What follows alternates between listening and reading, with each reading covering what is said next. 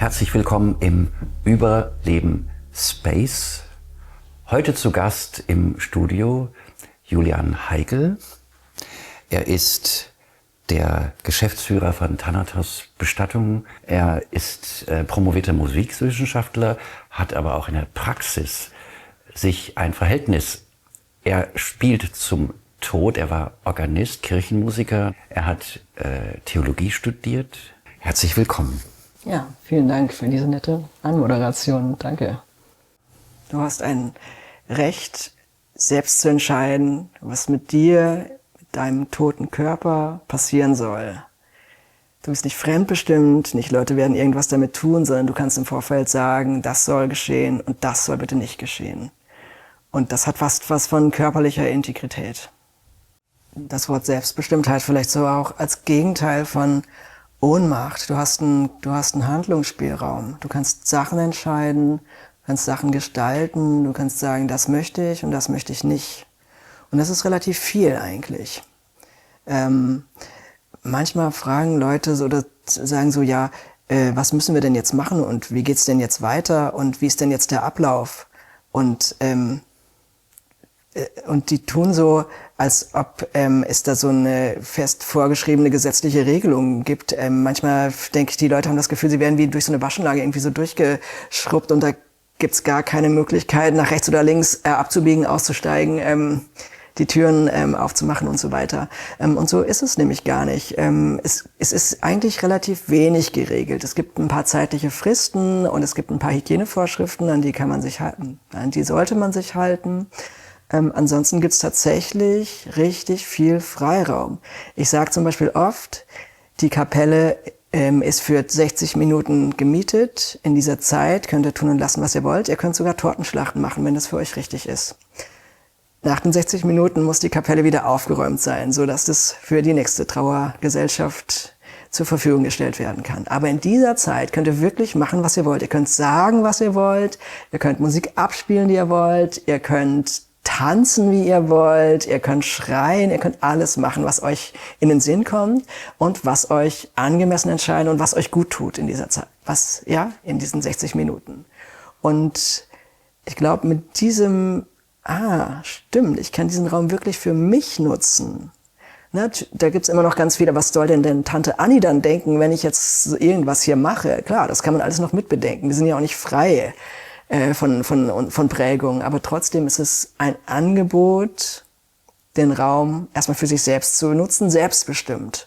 Und wir können auch damit anfangen zu fragen, was soll denn nicht passieren? Oder was wäre denn blöd? Oder was ist denn das Schlechteste, was auf der Beerdigung passieren könnte?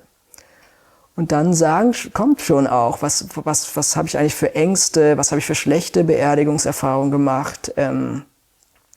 Also viele Leute sagen, das soll nicht so eine steife Veranstaltung sein, wo wir alle in schwarzen Anzügen oder schwarzen Kleidungen zusammen sitzen und niemand ist oder alle fühlen sich erstarrt oder auch betäubt, ist ein Wort, was oft in dem Zusammenhang fällt.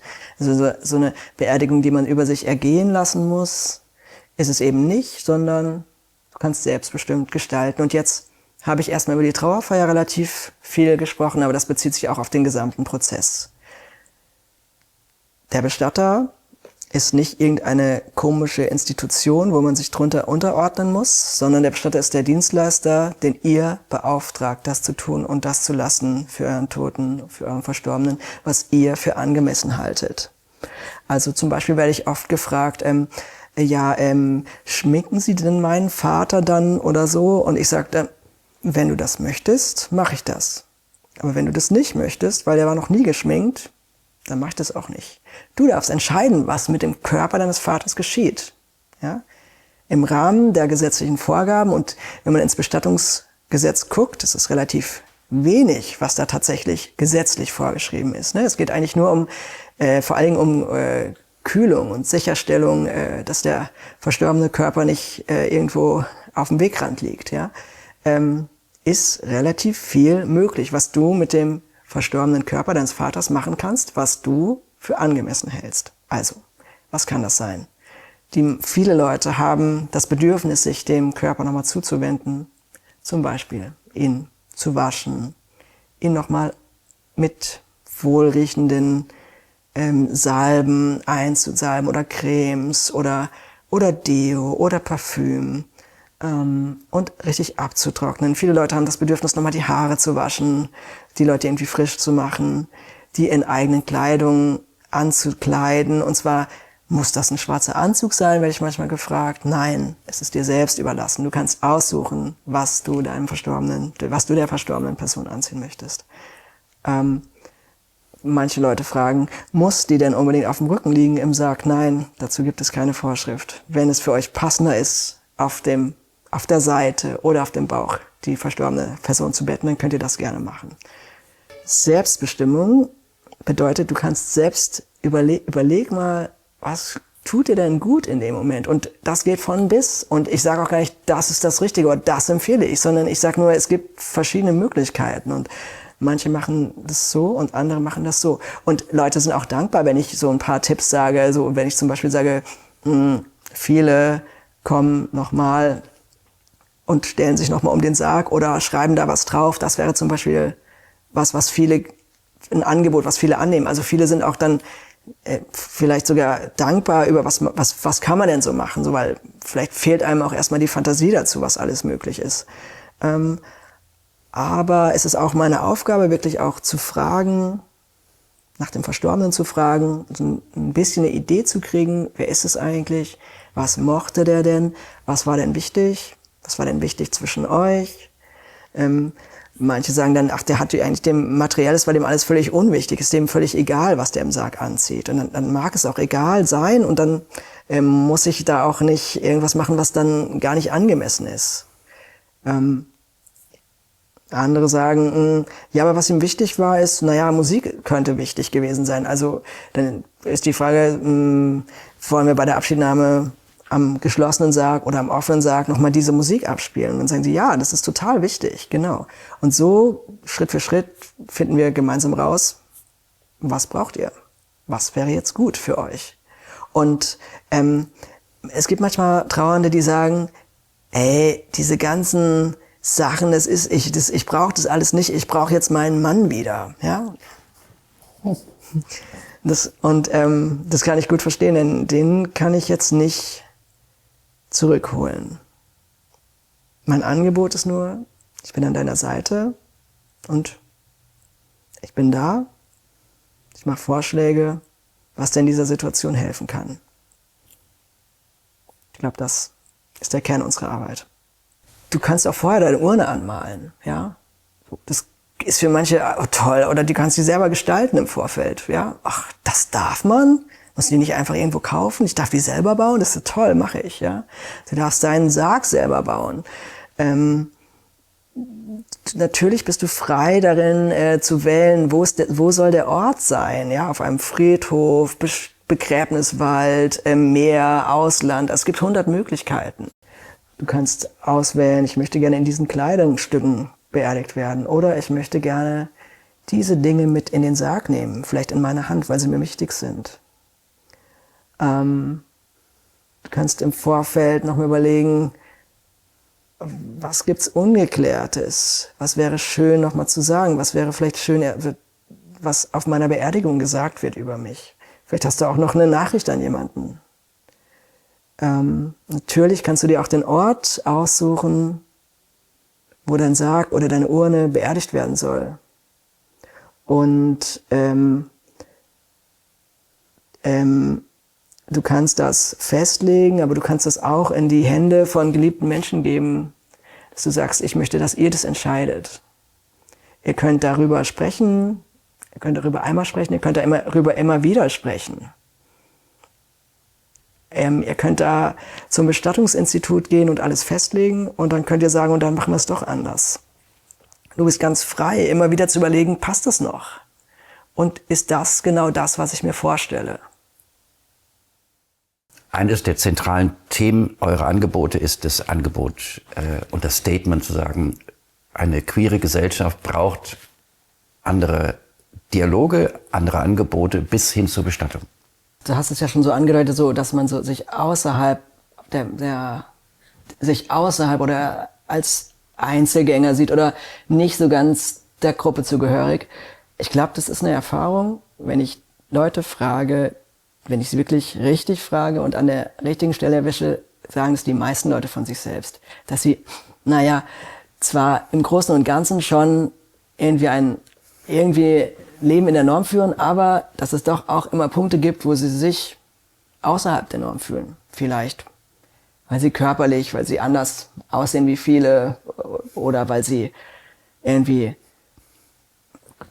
bestimmte Regulierungsmechanismen haben, die anders sind und. Ja, es gibt ganz viele Möglichkeiten, wo ich mich von der Mehrheitsgesellschaft unterscheiden kann. Ich wollte sagen, natürlich hat jeder das Gefühl, ich bin so ein einsamer, armer Wolf und niemandem geht's so wie mir, aber wenn man genau nachfragt, geht's eigentlich den meisten Leuten so, ja, dass sie sich irgendwie nicht ganz normativ fühlen. Und ich glaube, das ist eine Erfahrung, die man auch schon in der frühen Kindheit macht.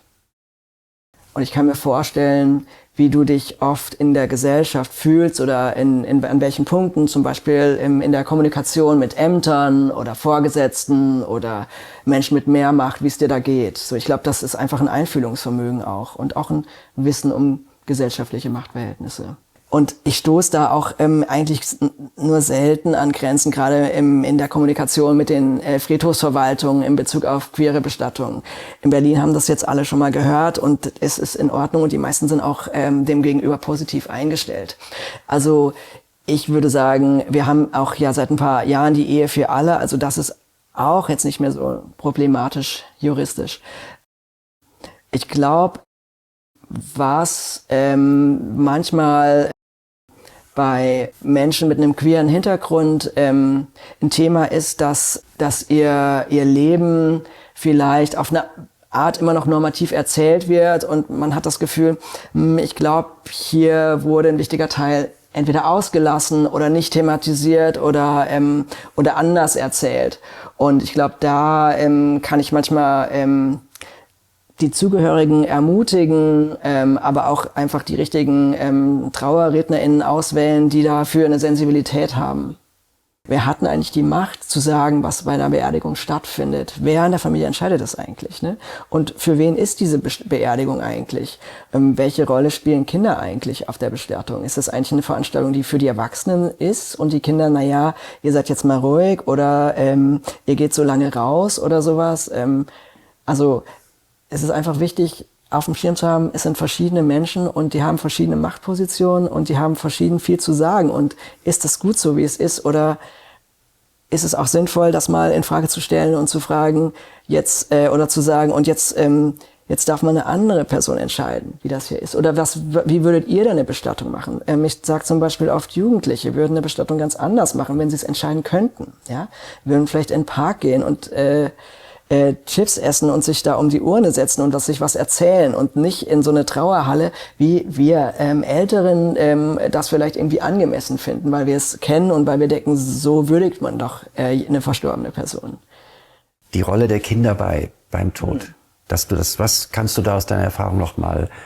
Ich kann dazu nur ermutigen, Kinder in den Prozess mit reinzunehmen, in den Prozess der Bestattung, den Kindern auch ein Recht darauf, an der Bestattung teilzunehmen und die Bestattung eines nahen, geliebten Menschen zu begleiten.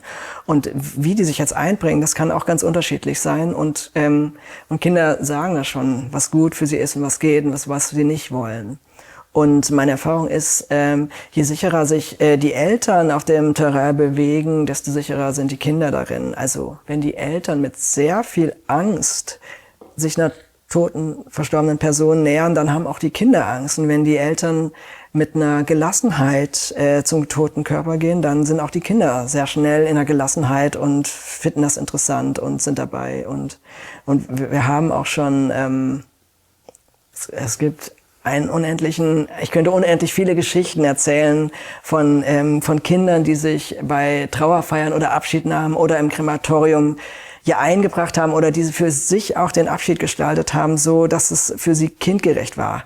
Also indem sie irgendwas noch gebastelt haben und dazugelegt haben und der Oma noch irgendwie das Armband richtig umgebunden haben oder sowas und irgendwas auf den Sarg gemalt haben. Einfach über die Oma gesprochen haben, was haben wir eigentlich mit der Oma erlebt und wer ist denn die Oma, was bedeutet die denn für uns und wie fühlen wir uns denn jetzt? Wir sind traurig, dass die jetzt stirbt, was bedeutet das? Und wir sind aber auch dankbar für die Zeit, die wir mit ihr hatten. Und was heißt das jetzt für die Zukunft? Und was bedeutet das jetzt für das zukünftige Leben dieser Kinder, wenn diese Oma nicht mehr da ist? All das kann schon besprochen werden und darf auch besprochen werden. Und je offener man dann damit ist, desto, glaube ich, gewinnbringender ist das für die Kinder. Also ich würde sagen, 100% der Erfahrung war gut, wenn Kinder dabei waren. Und es gibt Leute, die sagen, nee, ich habe als Kind meine Oma gesehen, das war ganz furchtbar und das will ich meinem Kind nicht zumuten. Und dann sage ich immer, wie waren denn die Umstände damals, als du deine Oma gesehen hast? Hat da mit dir jemand drüber gesprochen? Hat es jemand begleitet? Hat es jemand aufgefangen? Wie sah denn die Oma aus? Hast du die gut erkannt? Durftest du die anfassen? Hattest du das Gefühl, das ist irgendwie ein geschützter Ort, wo du da warst oder sowas? Und in der Regel stellt sich dann raus, dass das eine Abschiednahme war, die meistens sogar hinter einer Glasscheibe oder wie auch immer, die stattgefunden hat unter Umständen, die eben nicht kindgerecht waren oder die unangemessen für dieses Kind waren. Und dann ist es natürlich so, dass man sagt, oh Gott, die sah völlig verändert aus, ich habe die kurz gesehen, da stand mein komischer Onkel, ich hatte schwarze Klamotten an, obwohl ich noch nie schwarze Klamotten anhatte, da bin ich wieder raus oder sowas. Das kann ich mir gut vorstellen, ja, dass das auch oft schlecht laufen kann. Also ich frage ja auch manchmal so auf Social Media, was soll von dir bleiben? Oder ist das okay, wenn sich an dich niemand mehr erinnern wird in 100 Jahren? Und Leute haben das Bedürfnis, eher in die Natur zu gehen als Körper und mit ihren kleinen Teilen dann neue Bäume entstehen zu lassen oder was auch immer. Das ist erstmal nur so eine Beobachtung, dass ich das so bei meinen Fragen, dass ich das immer mal als Antwort bekomme, ist mir egal, was dann, wenn sich niemand mehr an mich erinnert, ist in Ordnung oder so. Klar, manche sagen, ich lebe in meinen Kindern weiter, ich möchte, dass die noch über mich erzählen, das gibt's auch schon als Antwort. Vielleicht ist es auch in der Moderne so, dass wir nicht mehr an unsere Scholle so sehr gebunden sind, also den, weiß ich nicht, 4-Seitenhof oder die Karte, wo mein Uropa schon gelebt hat, die gibt's ja nicht mehr in der Regel heute. Ja. Zugehörige ist ein Sammelbegriff, der alle Menschen vereint, die zur verstorbenen Person zugehörig sind. Das können Verwandte, juristisch Angehörige sein oder Ehegatten. Es können aber auch alle Leute sein, die sich drumherum zugehörig fühlen, also FreundInnen, von mir aus auch Bekannte oder ArbeitskollegInnen, die das sagen, wir haben ein nahes Verhältnis eigentlich. Alle, die sich zugehörig fühlen, sind Zugehörige, ein großer Kreis. Und davon kann man unterscheiden, die Angehörigen, die sind aber in diesen Zugehörigen drinne. Und um nicht immer Angehörige und Zugehörige zu sagen, sagen wir einfach, mit Zugehörige sind alle gemeint. Und es ist wichtig, dass es eben nicht die Angehörigen sind, die bei einer Bestattung alles zu entscheiden haben oder die Hauptverantwortung tragen, denn ganz oft gibt es zwar Angehörige, aber das Verhältnis ist gar nicht so nah wie zu den Menschen, die mit der Person gelebt haben. Und ich hatte den Konflikt noch nie, dass sich dann Angehörige gemeldet haben und gesagt haben, wir machen das jetzt. Ja. In Berlin gibt's die Bestattungspflicht in folgender Rangfolge, jeweils zum verstorbenen Kinder, Eltern, Geschwister, Enkelkinder, Großeltern. Das ist es. Also, das heißt auch Neffen zum Beispiel sind nicht bestattungspflichtig. Nichten auch nicht. Onkels sind nicht bestattungspflichtig. Manche Leute möchten nicht bestatten und die sind dann verpflichtet, das zu tun. Ja? Und dieses Bestattungspflicht bedeutet jetzt aber nicht, dass es exklusiv nur auf diesen Personenkreis beschränkt ist. Also das Bestattungsrecht oder die Totenfürsorge, die kann auch übertragen werden auf alle Menschen, die das gerne möchten. Im besten Fall hat es die verstorbene Person im Vorfeld geregelt. Das macht das Ordnungsamt. Die haben eine kurze Frist, das zu finden. Entweder sie haben es direkt in ihrem Computer, weil sie das im Melderegister haben, oder sie suchen. Dazu habe ich schon unterschiedliche Sachen gehört, aber wie gesagt, ich bin nie in den Prozessen eingebunden, weil ich als freier Bestatter nicht da eingebunden bin oder keinen Anteil nehme an diesem Prozess. Aber das Ordnungsamt, das kann eventuell schnell die Tochter finden und die rufen sie dann an und sagen, oder schreiben sie an, sie müssen ihren Vater jetzt bestatten. Dann kann die Tochter sagen, ich kenne ihn gar nicht, interessiert mich auch nicht und ich habe überhaupt keine Lust darauf, ich mache jetzt mal nichts, ja. Dann wird das Ordnungsamt diese Bestattung durchführen und der Tochter hinterher eine Rechnung darüber schicken. So, das kommt schon häufiger mal vor. Warum wäre es schön, wenn die auch sich beteiligen? Also erstens, weil es gerechter wäre, aber es ihnen auch selber gut tun würde, zu überlegen, was wäre jetzt eigentlich für mich die richtige Art, das zu verarbeiten oder zu gestalten? Oder wie kann ich diesen Tod auch irgendwie integrieren und annehmen. Und die Gestaltung der Trauerfeier mag auch schon ein erster Schritt einer Verarbeitung sein von Trauer. Es ist gut, im Vorfeld darüber zu sprechen, wie könnte das sein. Es muss nicht alles bis ins Detail durchgeplant werden, aber es kann auch Sicherheit geben, wenn einiges schon feststeht. Ja. Also wie gesagt, das eine ist dieses Zuhören und ins Mitgefühl auch gehen, weil da hat jemand auch vielleicht eine Not oder ein großes Anliegen. Und das ist auch schön, dass ich da ganz parteiisch sein kann und sagen kann, ich bin ja keine neutrale Person. Ich darf ja auf jeden Fall auch mit jeder einzelnen Person da in das Mitgefühl gehen und mitschwingen und sagen, ja, das ist richtig blöd für dich, ja. Und wenn es jetzt darum geht, hier muss eine Entscheidung getroffen werden, machen wir jetzt das so oder machen wir jetzt das so, dann ist es auch gut zu sagen, wir haben jetzt erstmal Zeit. Also wir können jetzt auch erstmal, das kostet was, es kostet jetzt ein paar Kühltage, aber wir können auch sagen, wir machen jetzt erstmal 2 Wochen nichts. Das ist erlaubt in Berlin, ja. Oder 2 Wochen brauchen die meisten gar nicht. Die meisten brauchen mal einen Tag zum Durchatmen, ja. Und das ist, glaube ich, wichtig. Nicht zu sagen, so, um 3:30 habe ich jetzt Feierabend und bis dahin müssen wir das jetzt entschieden haben. Das ist, glaube ich, nicht zielführend, sondern wirklich, ich höre mir beide Positionen an und ich versuche mit den Leuten herauszufinden, was ist denn das Anliegen dahinter. Ja. Vieles, würde ich sagen, klärt sich, wenn alle mal ihre Positionen gesagt haben. Manches lässt sich auch nicht klären. Ich bin ja auch kein Mediator oder wie gesagt, ich habe auch keinen therapeutischen Anspruch, sondern ich versuche einfach mit den Leuten einmal ins Gespräch zu gehen und herauszuhören, was ist denn das Anliegen und also zum Beispiel, ich wünsche mir, dass das für meine Mutter so und so ist, weil die soll nicht in die Erde, die hat immer so viel gefroren. Aber die Tochter sagt, aber die ist doch katholisch, die muss auf jeden Fall eine Erdbestattung kriegen. Könnte ja sein, ja. So, und dann zu überlegen, was gibt's denn für Möglichkeiten, das der Mutter im Sarg irgendwie gemütlich und warm zu machen, als Beispiel, ja. Also, und das kann schon eine Lösung sein, wenn Leute sagen, jemand, da hört jemand mein Anliegen und der will auch, dass es meiner Mutter gut geht und ich darf das sogar selber so machen, ja, so, dass es wirklich schön für meine Mutter ist. Und dann bin ich vielleicht auch mit der katholischen Erdbestattung einverstanden. Könnte ja sein.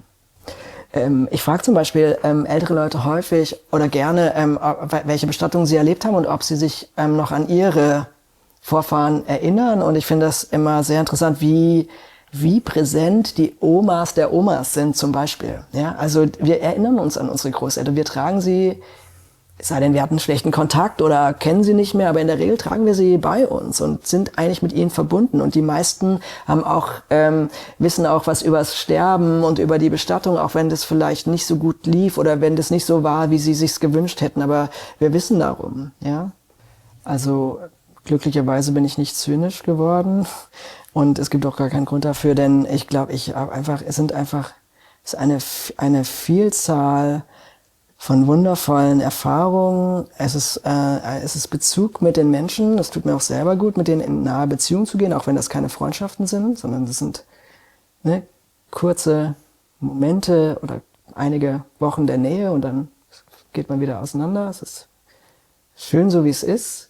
Und aber noch mehr bin ich auch Zeuge von wunderbaren Verbindungen über den Tod hinaus, aber auch zwischen den Lebenden. Ja. Das bereichert mich ganz ungemein, das sehen zu dürfen. Ja. Es ist auch unfassbar spannend manchmal, auch wie Leute miteinander in Interaktion sind und an welchen Stellen sie sich auch reiben und dann zueinander finden und einfach den Raum ihnen zu öffnen, das auch mit ihren Verstorbenen auszuleben. Ja, das ist ganz wundervoll. Also die Liebe, die ich da finde, die ich da erleben darf, die wiegt all die Traurigkeit, die ich auch erleben darf, oder muss, auf. Ja, es ist beides. Mich persönlich treibt diese Frage am meisten um. Was kommt eigentlich nach dem Tod? Wie können wir uns das hier alle vorstellen? Was soll das alles? Ja, ich habe immer noch sehr viel Respekt vor der Schwelle. Und manchmal habe ich das Gefühl, es gibt Begleitung, da wage ich mich auch ein paar Zentimeter mit rein. Wenn jemand stirbt, wenn man da nah dran ist, dass man da auch so ein bisschen in der Zwischenzeit sich bewegt, ja, in so einem Zwischenleben und Tod. Und eigentlich, so war es zumindest, als mein Vater gestorben ist, dass ich mich auch gar nicht so richtig verorten konnte. Wer ist denn jetzt eigentlich tot? Oder wie? Ne? Und diese körperlichen Symptome erzählen auch viele Trauernde, dass sie eine extreme Erschöpfung haben, aber auch ganz nah Momente mit den Verstorbenen. Viele erzählen dass sie noch mal so eine Art letzten Gruß bekommen haben. Oder klappert's im Schrank, die sind sich ganz sicher, das war er. Wir Außenstehenden sagen vielleicht so ein Quatsch oder sowas. Und trotzdem erzählen das immer wieder viele Leute und das scheint ja auch eine Realität für sie zu sein. Ja? Eschatologie nennt man die Lehre über die letzten Dinge. Das war das, was mich eigentlich angetrieben hat, dieses Studium der katholischen Theologie aufzunehmen. Das hat sich leider im Studium nicht so erfüllt, die Sehnsucht darüber mehr zu wissen, denn ich habe da eine Menge gelernt, aber irgendwie nichts, was mir, glaube ich, die Antwort gegeben hat. Vielleicht auch, weil es mir ein bisschen, ich weiß nicht, ob ich es damals so gesagt hätte, aber weil es mir ein bisschen zu kopflastig war und weil es eben ohne Erfahrung war, ja. Und weil es eben auch sehr an die Institutionen angebunden war und an dieses eine Glaubensgebäude, wo ich auch heute sage, naja, der eine glaubt das und der nächste das und der nächste das. Und in Berlin ist es sehr pluralistisch, was die Leute so glauben. Es gibt so viele unterschiedliche Möglichkeiten. Warum sollte diese eine jetzt die richtige sein? So, bin ich also im Laufe der Zeit so ein ganzes Stück zurückgetreten. Zum Beispiel könnte ich sagen, ich habe das Gefühl, dass am Tod ist das Leben ja aufgehängt. Das ist auch bezogen auf den Tod. Ohne den Tod kann ich mein Leben gar nicht denken. Würde meine Existenz gar keinen Sinn machen. Also es gibt mir auch einen Sinn. Die Begrenzung gibt mir auch den Sinn. Und geht's weiter? In welcher Zeit geht's weiter? Wie geht's weiter? Geht's als ich weiter? Oder geht's als Menschen weiter? Da bin ich noch nicht so weit gekommen. Der Tod ist was Intimes und was Individuelles. Und es gibt so ganz unterschiedliche Gefühle zu diesen verschiedenen Toten. Vielleicht kann ich sagen, ich gehe in den Kühlraum, da liegen 30 Tote. Das juckt mich alles überhaupt nicht, weil ich habe gleich noch einen Anschlusstermin, muss gucken, ob mein Toter da ist da, alles klar, ich gehe wieder raus. Ich habe in dem Moment gar nicht daran gedacht, Mensch, hier liegen 30 Biografien tot, ich weiß gar nicht, was mit denen allen ist. Ja, klar, das gibt's in der Arbeit auch. Überhaupt, wenn man über einen Friedhof geht, hat man auch manchmal Gefühle dazu. Wow, hier liegen die alle. Wer erinnert sich denn noch an euch? Ja. Manchmal bin ich ganz angefasst auf dem Friedhof und manchmal denke ich, ach, schöner Tag heute, angenehm hier, ja, und so weiter. Also ich habe auch ganz unterschiedliche Gefühle zum Tod. Also es sind auch Stimmungen, die man da auffängt bei so Trauergemeinschaften. Unendliche Trauer, vielleicht gehalten in großer Liebe. Ja. Ich habe schon das Gefühl, das ist so ein Mysterium, was da passiert. Ja. Es ist, da hört nicht einfach nur ein Herz aufzuschlagen, sondern ja, da geschieht irgendwie was da ist, auch irgendwie transzendiert. Ja, wir kommen in den Raum und sind ganz andächtig. Ja, wir können nicht einfach weiter laut reden, wenn wir wissen, da ist gerade einer gestorben. Wir verhalten uns anders und wir haben dazu wie so eine Art Ehrfurcht. Und ich habe ja schon vorhin gesagt, wenn der Tod da ist, dann sind die Leute, die eng dran sind, vielleicht auch so einen Schritt mitgegangen bis zur Pforte und spüren, irgendwas ist hier gerade anders als sonst.